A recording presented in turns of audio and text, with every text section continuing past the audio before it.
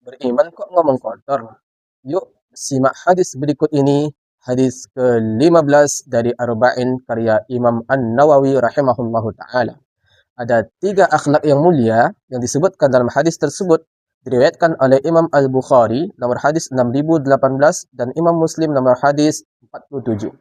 عن أبي هريرة رضي الله عنه أن رسول الله صلى الله عليه وسلم قال من كان يؤمن بالله واليوم الآخر فليقل خيرا أو ليصمت ومن كان يؤمن بالله واليوم الآخر فليكرم جاره ومن كان يؤمن بالله واليوم الآخر فليكرم ضيفه رواه البخاري ومسلم. Dari Abu Hurairah radhiyallahu anhu, Rasulullah sallallahu alaihi wasallam bersabda, siapa saja yang beriman kepada Allah dan hari akhir, hendaknya ia berkata yang baik atau diam. Siapa saja yang beriman kepada Allah dan hari akhir, hendaknya ia memuliakan tetangganya. Siapa saja yang beriman kepada Allah dan hari akhir, hendaklah ia memuliakan tamunya. Sahabat fillah azzanillahu wa iyyakum. Dalam hadis yang mulia ini terdapat beberapa faedah. Faedah yang pertama, hadis ini menunjukkan adab yang sangat mulia. Di dalam hadis ini mengajarkan kita 3 adab khusus, yaitu berkata baik, memuliakan tetangga, dan memuliakan tamu. Kemudian faedah yang kedua, hadis ini menunjukkan bahwa kewajiban itu ada 2 macam. Pertama, kewajiban kepada Allah Subhanahu wa taala, yang kedua kewajiban kepada sesama. Kewajiban yang terkait dengan hak Allah Subhanahu wa taala di antaranya menjaga lisan. Artinya kalau kita beriman kepada Allah secara benar dan juga kepada hari akhir, maka disuruh untuk menjaga lisan. Bentuknya adalah pertama berkata baik, atau jika tak bisa diperintahkan untuk diam. Dalam firman Allah Subhanahu wa taala surah An-Nisa ayat 114, Allah berfirman, la khaira fi katsirin min najwahum illa man amara bi shadaqatin aw ma'rufin aw islahin bainan nas. Tidak ada kebaikan pada kebanyakan bisik-bisik mereka kecuali bisikan orang yang menyuruh manusia untuk memberikan sedekah atau berbuat ma'ruf atau mengadakan perdamaian di antara manusia. Dari Sahal bin Sa'ad radhiyallahu anhu, Rasulullah sallallahu alaihi wasallam pernah bersabda, man yatman li ma baina lahyaihi wa ma baina rijlaihi atman lahul jannah. Siapa saja yang menjamin atau menjaga di antara 2 janggutnya, artinya lisannya, dan di antara 2 kakinya, yaitu kemaluannya, maka aku pasti jaminkan baginya surga. Hadis riwayat Al-Bukhari nomor hadis 6474. Artinya diperintahkan untuk menjaga lisan, tidak berkata yang jelek yang nanti dicatat oleh para malaikat pencatat amalan jelek. Juga tidak menggunakan kemaluan untuk sesuatu yang diharamkan. Hadis ini menunjukkan bahwa berbagai maksiat itu terjadi karena lisan dan kemaluan. Siapa saja yang selamat dari kejelekan keduanya, maka ia akan selamat dari kejelekan yang sangat besar.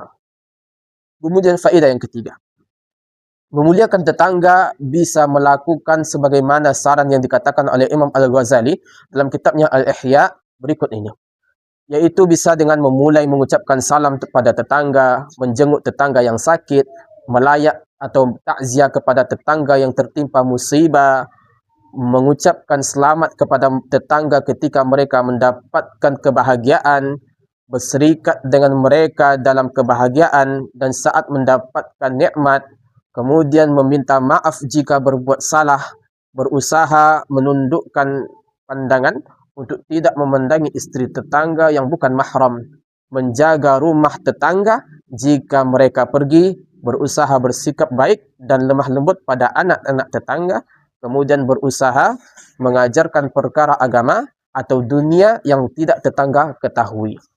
Namun demikian, selain 10 hal yang disebutkan oleh Imam Al-Ghazali, ada juga hak-hak sesama muslim secara umum yang harus kita tunaikan. Salah satu ayat yang menyebutkan perintah untuk berbuat baik kepada tetangga adalah firman Allah Subhanahu wa taala surah An-Nisa ayat 36. Wa'budullaha wa la tusyriku bihi syai'an wa bil walidaini ihsanan wa bidzil qurba wal yatama wal masakin wal jari dzil qurba wal jaril junub.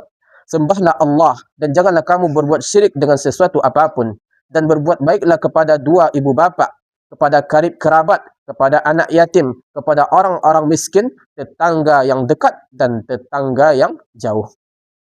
Juga di antara dalilnya adalah sabda Nabi sallallahu alaihi wasallam. Beliau menyatakan, mazala Jibril yusini bil jari hatta dhanantu annahu sayuwarrithuh. Jibril tidak henti-hentinya mengingatkanku untuk berbuat baik kepada tetangga, sampai-sampai aku menyangka bahwa Jibril hendak menjadikan tetangga tersebut sebagai ahli waris. Hadis riwayat Al-Bukhari nomor hadis 6015 dan juga riwayat Muslim. Sahabat fillah, azanillahu wa iyyakum. Siapakah tetangga kita itu? Ulama Syafi'iyah dan Hambali berpendapat bahwasanya yang menjadi tetangga adalah 40 rumah dari segala arah, depan, belakang, kanan dan kiri. Mereka berdalil dengan hadis, hak tetangga adalah 40 rumah seperti ini dan seperti itu, namun hadis ini adalah hadis yang dhaif. Ulama Malikiyah berpendapat bahawa disebut tetangga jika berdempetan dilihat dari berbagai penjuru atau antar rumah, itu hanya dipisah oleh jalan sempit. Bukan dipisah pasar besar atau sungai lebar yang melintang. Begitu pula disebut tetangga kalau dikumpulkan oleh satu masjid atau berada di antara dua masjid yang berdekatan. Bisa jadi pula disebut tetangga dengan patokan uruf atau anggapan masyarakat walau tidak memakai batasan-batasan yang disebutkan tadi. Menurut Imam Abu Hanifah berpendapat bahawa disebut tetangga jika bertampingan atau menempel rumahnya. Sedangkan ulama Hanafiyah seperti Abu Yusuf dan juga Muhammad berpendapat bahwasanya tetangga itu yang berdampingan yang disatukan oleh masjid.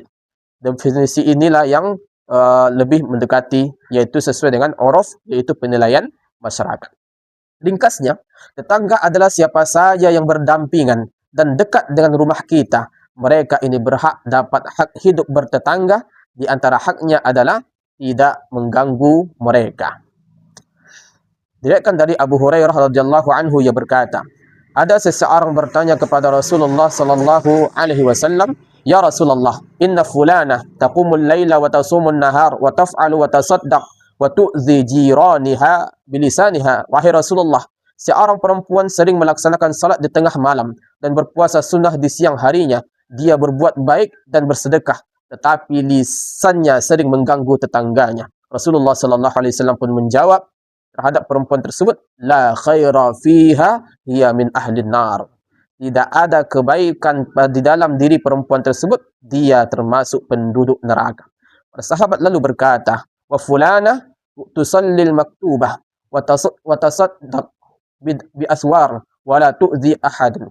Terdapat seorang wanita yang lain, dia hanya melaksanakan salat fardu, bersedekah dengan gandum, namun ia tak pernah mengganggu tetangganya. Nabi sallallahu alaihi wasallam pun bersabda, hiya min ahlil jannah. Dia adalah bahagian dari penduduk surga. Hadis riwayat Al-Bukhari dalam Al-Adabul Mufrad nomor hadis 119 yang dikatakan sahih oleh Syekh Al-Albani. Faedah yang hadis ini juga memotivasi untuk berbuat baik kepada tamu dengan memuliakannya.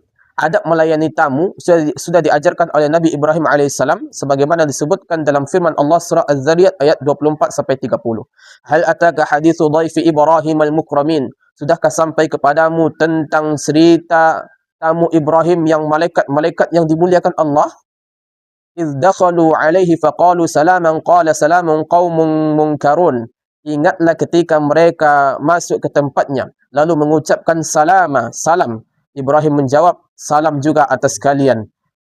Kamu adalah orang-orang yang tidak dikenal, kata Ibrahim alaihissalam. Faraga ila ahlihi faja'a bi'ijlin samin faqarrabahu ilaihim qala ala ta'kulun fa'awjasa minhum khifah. Maka dia pergi diam-diam dan menemui keluarganya, kemudian dibawanya daging anak sapi yang gemuk, lalu dihidangkannya kepada tamu-tamu tersebut. Ibrahim lalu berkata, silakan Anda makan. Tetapi mereka tak mau makan. Karena itu Ibrahim merasa takut terhadap mereka. Kenapa mereka tak mau makan? Qalu la takhaf wa basyaruhu bigulamin alim. Mereka para tamu itu menjawab, janganlah kamu takut, dan mereka memberi kabar gembira kepada Ibrahim dengan kelahiran seorang anak yang alim, yaitu Nabi Ishaq alaihissalam.